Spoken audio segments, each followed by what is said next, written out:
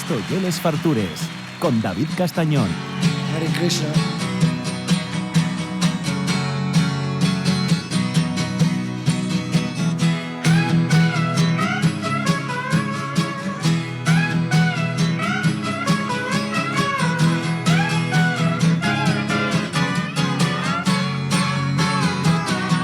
My sweet Lord, my Lord, my sweet Lord, I really want to see you, really want to be with you, really want to see you, Lord, but it takes so long, my Lord, my Lord, my David solo sabe de heavy. Concierto mítico. Bueno, auténtico temazo, como presta cuando vienen los invitados y tienen buen gusto musical, pero este además tiene buen gusto para muchas cosas. Y una de las mayores inmenencias que tenemos en esto del mundo de la sidra lleva recopilando información y haciendo esa cosa que los asturianos no solemos hacer, que coleccionando, haciendo, luego enseñándolo y dándolo a conocer y amellorando la cultura sidrera. La cultura sidrera no es solo ir a los chigres y tomar sidra, y todo lo que está relacionado, y para eso hay que hacer trabajo de campo, hay que recopilarlo, hay que etiquetar las cosas y luego ya cuando se pueda pues hacer exposiciones. Venimos a hablar de una que nos va a contar ahora nuestro siguiente invitado, que es Fernando Paredano. ¿Qué tal, Fernando? ¿Cómo estás? Hola, buenos días. Bueno, ya tuviste Bien. unas cuantas veces, pero en el estudio faltaba que vinieras, ¿eh? No, estuve una vez. ¿Tuviste una vez? Sí. Sí, estuve una vez precisamente presentando otra exposición en Luarca. Bueno, cuéntame qué es la sidra de papel. A ver. Hombre, la sidra de papel es una colección, aglutina varias especialidades dentro de lo que es la sidra. O sea, la colección empezó como siempre despegando una etiqueta en Gijón allá por el año 2001, cuando empezó la obligatoriedad. Sí. Y luego a raíz de ahí, de esto que es, bueno, estaba con mi mujer y de esto que miras la etiqueta que salía sola en el agua y tal, y dices, bueno, empezamos a juntarlas, las juntamos y empezamos a juntar etiquetas. Luego riñóme un amigo mío, José Antonio, cuando me dijo, juntar y lo que tú estás haciendo, metiéndolos en una cajina. Claro. Coleccionar y otra cosa. Entonces, a partir de ahí, bien, empecé a coleccionar, a colocarlas en álbumes, etiquetándolas por graduación, etcétera, etcétera, la sidra asturiana. Y un día picóme la curiosidad, porque hice un contacto con un argentino y tal, y empezó a mandarme etiquetas y pósters y publicidades allá de Argentina. Y luego contacté ya con otro en Inglaterra que me mandaba de vez en cuando algo, bueno, me mandaba no, o sea, intercambiábamos. Y un día de esto que me dijo que había una caja en una subasta allí en Londres, no sabía lo que había dentro, de etiquetas de sidra y tal, y bueno, salió a un precio muy barato.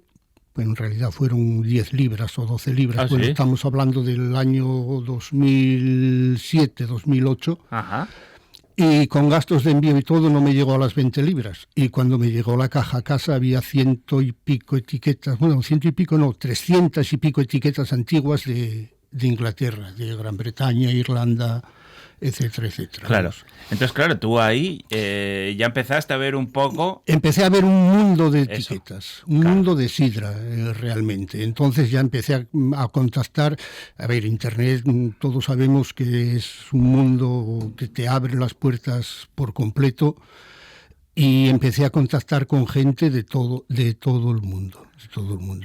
Tenía otro en el Líbano que me mandaba las etiquetas de Egipto, de Grecia, de tal, a través de Inglaterra.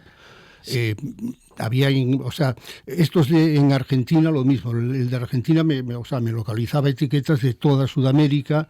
Contacté después a través de correos y mandando cartas con Estados Unidos, con Brasil, con Chile, con Sudáfrica, con no sé qué decirte. O sea, estamos hablando más o menos. Con más Japón, menos. con... ¿De cuántas etiquetas? La colección se va por encima solo de etiquetas, se va por encima de las 8.000, pienso que de las 9.000 ya. 9.000 etiquetas. Etiquetas. De todo el mundo, ¿no? De todo el mundo. De Asturias, la mayoría son de Asturias, pero bueno, puedo decirte que algunas que me acuerdo ahora sí, que tengo, o sea, voy metiéndolas, un día me dio por contar algunos países, y por ejemplo de Alemania simplemente, pues hay 480 etiquetas. Claro. Que son, además, o sea, porque ya dejé de mandar cartas porque dije, no, con esto ya me llega. O sea, son etiquetas, digamos, desde el año 2010 hacia atrás. Uh-huh. Algunas de 1800 y pico. En Alemania. De Alemania, claro. Sí. De Alemania.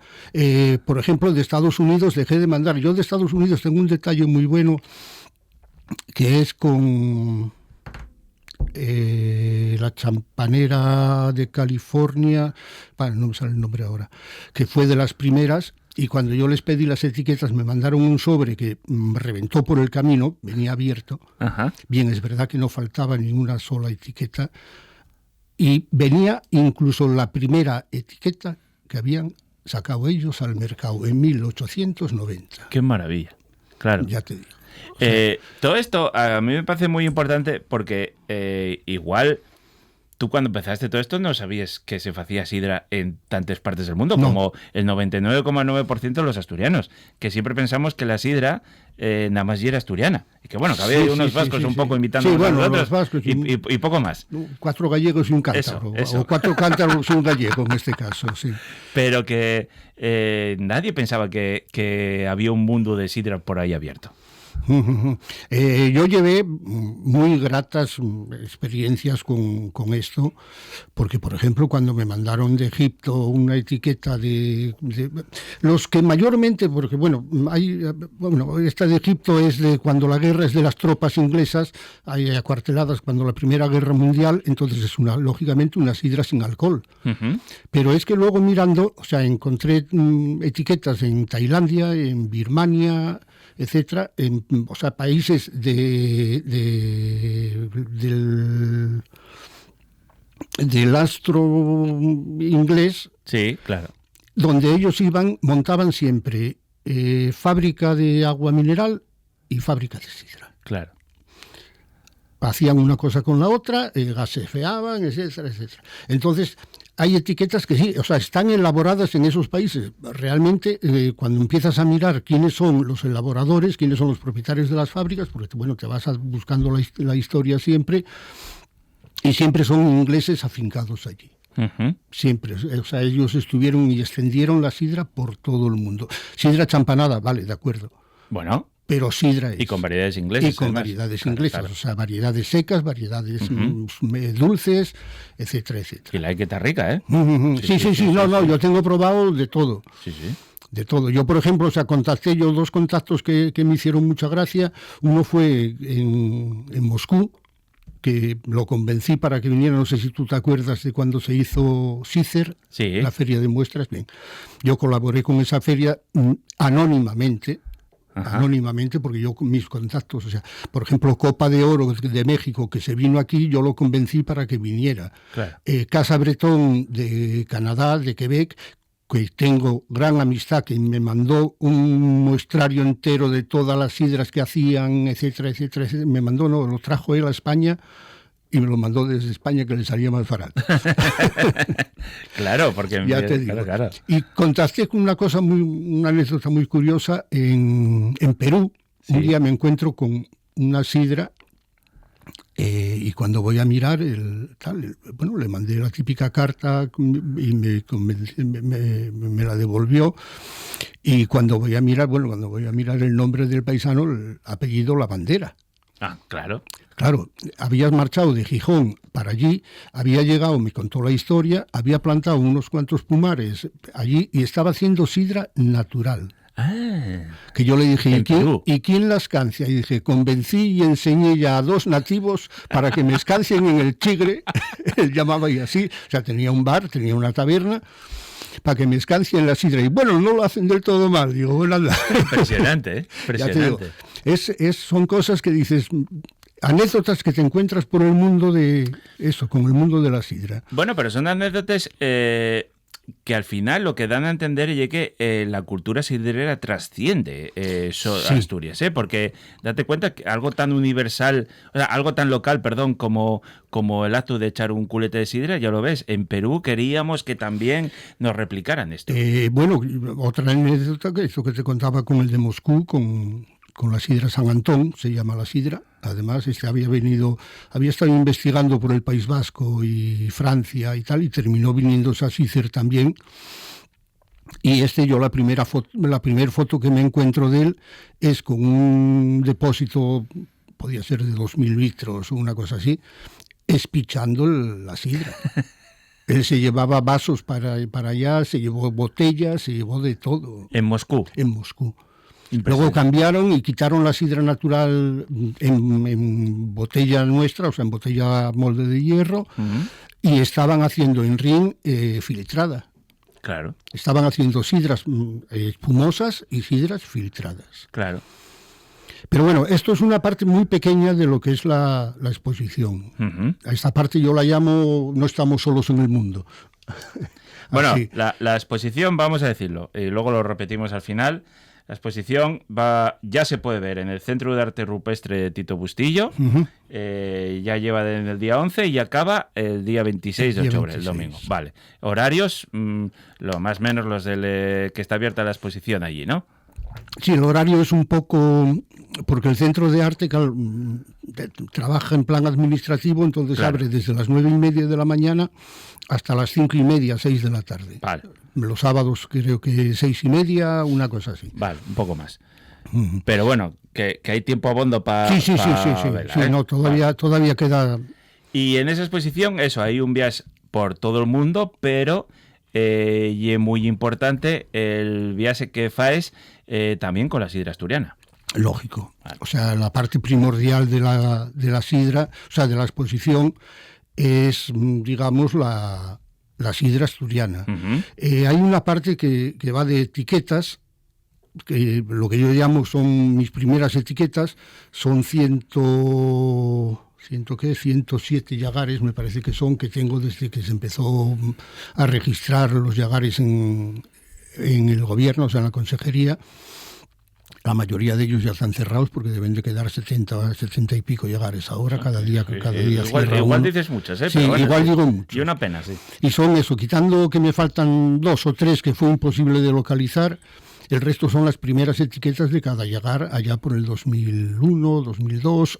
Y luego anteriores, porque hubo llagares que cuando mandaban la sidra a Bélgica o a Estados Unidos, lógicamente los obligaban a etiquetar. Claro. Entonces hay algunos que empezaron en los años 70, años 80, 60 incluso a etiquetar. Luego hay una parte que es la parte primordial de la exposición, que es las publicidades, cromos, postales, etcétera, de las champaneras. Ahí creo que tengo puestas 40, no las conté del todo, pero vamos, me parece que son 45 champaneras. La mayoría, pues, lógicamente cerradas ya, porque hoy en día en Asturias quedan 4, no quedan más. Pero vamos, las primeras champaneras, yo la primera champanera que tengo, que es Peón Hermanos de Villaviciosa, es de las etiquetas que tengo allí puestas, son de 1872. Eso fue un trabajo de campo que tuve que hacer. Impresionante. A base de localizar, de hablar, sobre todo porque fue a través de lo que eran las litografías de las etiquetas. Eso te facilita mucho la labor. Y me coincidió que una de ellas tenía un recorrido muy corto, porque, o sea, bueno, la litografía en sí llevaba muchos años y estuvo muchos años, pero hubo una época en que tenía un asociado y justamente en esa época fue cuando de Villaviciosa encarga en París esta etiqueta. Una etiqueta preciosa, no muy simple, pero muy guapa, y sobre todo para aquella época.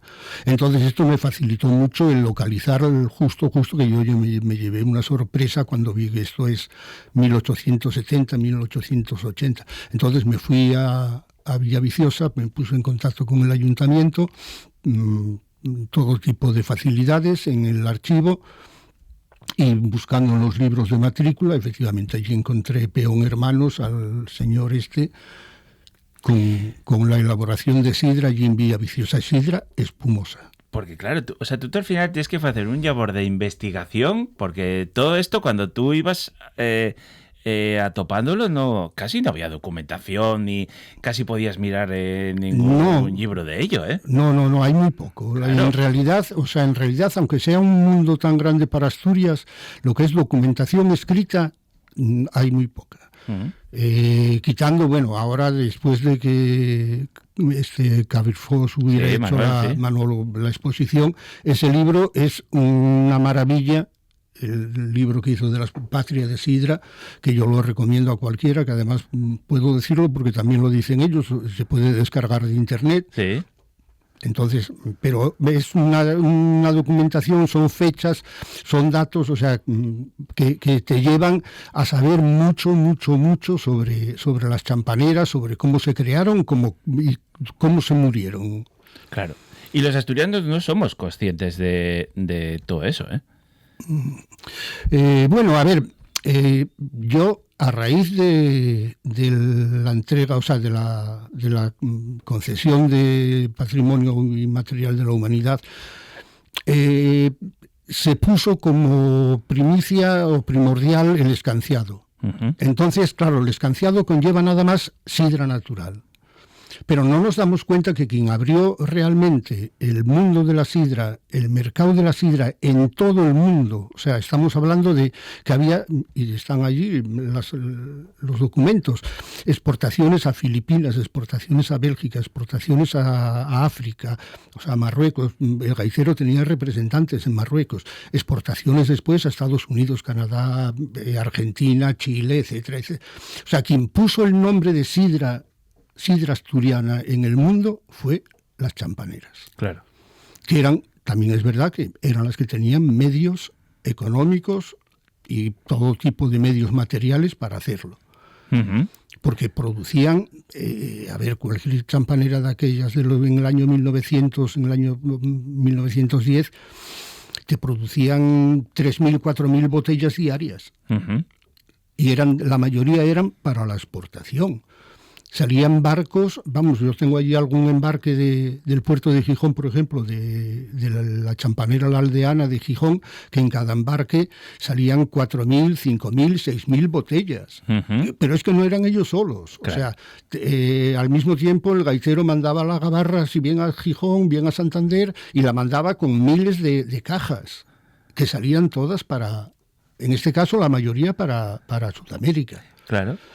Pero es eso, no se tiene en cuenta o se denosta un poco el mundo de las champaneras. Sí, estoy de acuerdo, sí. Porque además, a mí dame la sensación, o yo ya crecí con ello, que ya lo veíamos casi como una cosa menor, como una sidra que fuera peor.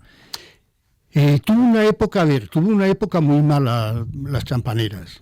Porque fue aquella época que la sidra, y que es lógico, tú si piensas que por 1,50 puedes comprar una botella de sidra achampanada, pues claro, dices, la calidad debe de quedar en el corcho.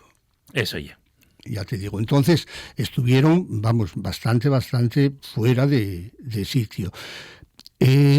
Quitando, por así decirlo, el gaitero con aquellas de serie negra y un poco más de calidad, y luego ya cuando empezó, en el año 2000, a partir de ahí que empezaron con la serie de botellas que etiquetaban ya como Valle Ballina Fernández, uh-huh, etcétera, y tenían unas Brut muy buenas antes incluso de estar con la denominación de origen. Uh-huh. Hoy en día, cualquier sidra Brut denominación de origen, no tiene nada que envidiar a un cava, o no te voy a decir a un champán Moet, pero a un champán normal. Sí. Ya te digo, Sí. Es una cosa que merecen, hoy en día merece la pena. Tú en la exposición, entonces, vamos a hacer un viaje por toda la importancia de la industria de los champaneres de Asturias, por la mayor parte de los etiquetes de una montonera de llegares, muchos de ellos que ya no están, y hay otra sección también para la sidra de todo el mundo, pero a mí una parte que me gusta mucho, que lle la pastísima que tenían para hacerles publicidades, que decían, ya no lle solo la etiqueta, sino lle la gran cantidad de dinero que gastaban en publicidad, que casi eran punteres, era un sector punterísimo el de la sidra asturiana. Favoreció muchísimo, o sea, las champaneras favorecieron muchísimo la industria litográfica en Asturias. En Asturias y en parte de España, porque no todo se hacía aquí, pero se hacía con gente muy, muy válida. O sea, la Barta, por ejemplo, que era uno de los mejores cartelistas y demás de España, afincado en principio en París, hizo una serie de personajes célebres, unas tarjetas de Valle Ballina y Fernández, que son unas cromolitografías preciosas. Pero es que el hórreo se gastaba las perras, por ejemplo, comprando la serie de las ruinas de Zaragoza, personajes y ruinas, para entregar, o sea, se regalaba con cada caja. O con ¿sí? Sí, todo esto no se vendía, o sea, todo esto se regalaba. Tú ibas al colmado, por así decirlo, comprabas 4 botellas y te regalaban una tarjeta. Ah, qué guay. De esta manera se fueron juntando, haciendo colecciones. Claro, esta que te digo yo de personajes célebres de Valle Ballina, deben de ser sobre 70 tarjetas, una cosa así, porque hay una serie de personajes de Asturias, una serie de personajes de España, otros de México y otros de Argentina. Y al final, o sea, conseguir la colección completa, yo no la tengo, por supuesto, pero yo en este momento me manejo sobre las 58 tarjetas. Claro. Sé que me faltan, y es más, tengo imágenes de algunas que me faltan, pero que son casi imposibles de conseguir. Claro. Pero bueno, hay otras series, por ejemplo... ¿Y cuántas habrás escondido en casas por ahí medio abandonadas que ni siquiera sabemos lo que tenemos? Mira, una serie que empecé a hacer, que no conocía precisamente, fue la de la boda de Alfonso XIII. El hórreo hizo una serie obviando el atentado, eso sí, hizo una serie de 20 tarjetas, de 20 postales para regalar. Y esto salió todo un día, me llama una chica y me dice, oye, mira, que estoy vaciando la casa de mis abuelos, no sé, y encontré unas cosas de sidra, igual te interesan. Y digo, coño, mira, quedamos en Gijón, me vine a Gijón, quedé con ella en la Carbonera, me acuerdo, en la carretera, y me entregó 4 o 5 tarjetas eran, y a partir de ahí yo empecé a coleccionar aquella serie, y tengo la serie completa de 20. Claro. Pero por las casas, yo tengo un chico en el mercado que cada vez que encuentra algo que van a vaciar eso, desvanes y demás, y me encuentra, pero preciosidades, claro. Que están en las casas tiradas, o si no, lo típico, de tarjetas en los libros metidas, cantidad de ellas. Así que, oyentes, si tenéis casas por ahí guardadas y con cosas vencelláis al mundo de la sidra, os ponéis en contacto con Fernando, que bueno, mucho de ello ya lo tendrá, pero igual hay alguna yalga por ahí que puede prestar. Y ya veis que tiene una segunda vida o una tercera, sí. Porque esto se conserva bien, se etiqueta y se puede mostrar en exposiciones como la que podéis ver en Ribesella, en el Centro de Arte Rupestre de Tito Bustillo. Ya se inauguró el día 11, va a estar hasta el día 26, horario para que podáis ver, acercáis vos hasta allí, tomáis algo luego en la cafetería que hay arriba, que presta mucho les vistes, y veis la exposición, que paga mucho la pena. Bueno, Fernando, muchísimas gracias. Tendrás que seguir viniendo más veces, porque yo dame la sensación cada vez que empezamos a falar que rasco un poquitín, ¿no? Sí, bueno, hay mucho que hablar todavía, o sea. Bueno, en este caso yo no me puedo marchar sin dar las gracias a Entaína Ribesella. Buena gente. Y en su nombre a Iván Prieto. Buena gente. Ivánón. Ese ya. Que fue el que se empeñó en que esta exposición se tenía que mostrar en el Oriente, y a duras penas, porque había otros compromisos en un principio, pero en cuanto pude le dije, Iván, vaya vamos, son todo facilidades y es toda una maravilla con esta gente. Claro. Bueno, acordamos, hasta el domingo que viene podéis ver la exposición. Un abrazo fuerte, muchas gracias, Fernando. Venga, muchas gracias a ti, David.